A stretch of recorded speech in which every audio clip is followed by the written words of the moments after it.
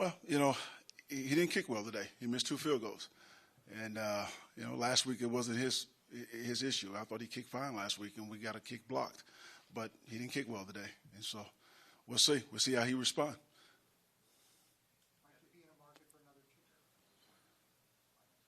Well, we're always looking up, improving, upgrade, always.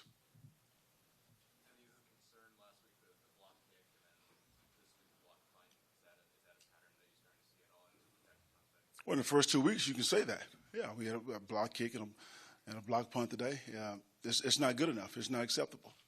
That type of stuff has to be cleaned up. Anthony, you wanted to run the ball better this week. What did you see in the ground game? And it seemed like you guys adjusted to try to get Melvin involved. What I saw earlier was I saw Sue dominating up front, and I got away from that. And I think at the end of the day, they average, 5, 6 yards to carry. I look for run efficiency. You know what I'm saying? And so if we run it efficient, I'll run it again.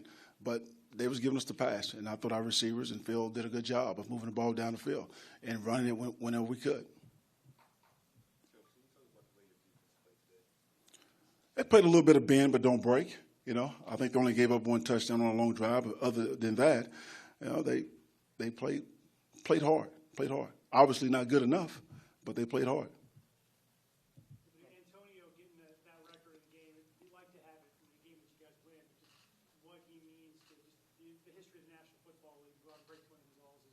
Well, I think he's one of the best of all time. I think he proved that, over his career. Guy came in the league as an undrafted free agent and accomplished the things that he's accomplished.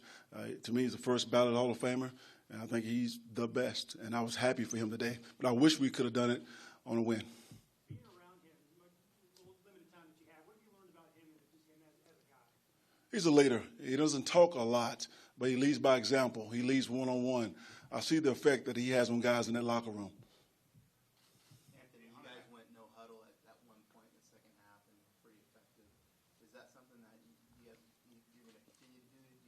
Well, I feel like we need to change the tempo. I've done it before against that team, played in that division for a long time, and that was a good way to get those guys tired, to slow down the pass rush. And then do you feel like you're getting the most out of your offensive possessions? You guys had trouble at times getting to the end zone. You kind of would stall there when you get to the 20-yard line. What do you need to do to be more efficient in those situations? Well, we'll take a look at the tape, and we'll figure that out. We have enough weapons to get the ball in the end zone.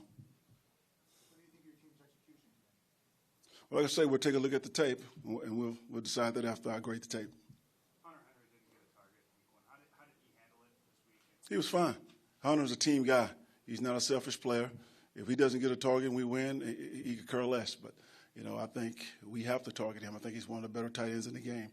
And we had some targets for him last week, but it didn't work out. This week it did. All right, thanks, Coach. Okay. Try and get Phillip and then throw it in.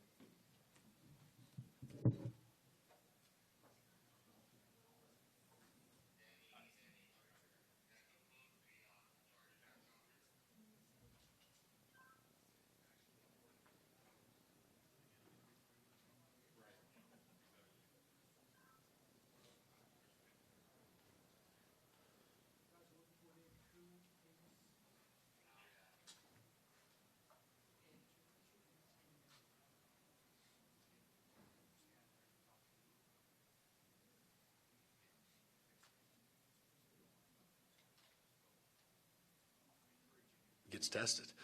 We got a division opponent coming in here next week that, is not going to have any sympathy for us for losing 2 tough ones down at the buzzer. So we can be sick about it for a little while, but we better get ready to go.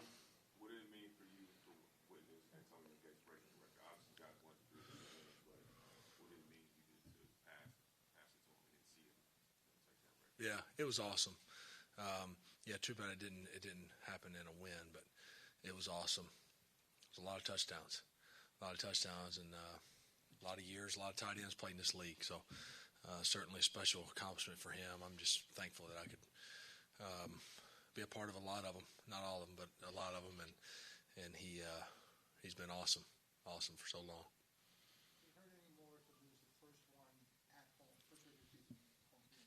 I don't think so. It hurts. It hurts when you lose like this, whether it's whatever number it is. What do you think about the crowd? It seemed like a lot of Dolphin fans there. Yeah, I felt like it was an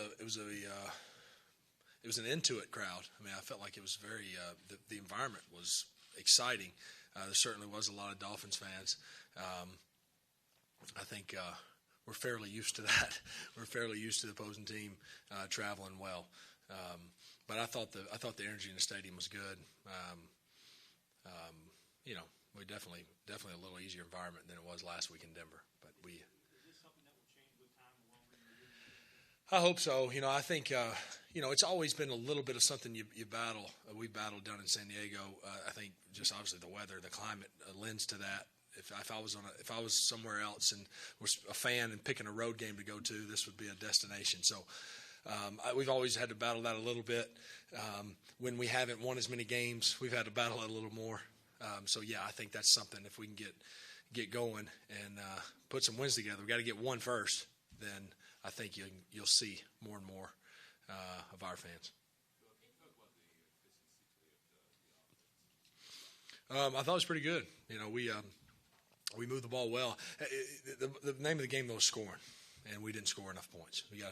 We talk about it all the time. It sounds silly, but you got to score more points than the other team, and we haven't done that. And but we moved the ball well. We didn't turn it over. We just got to finish some of those drives with touchdowns, and we had a chance there.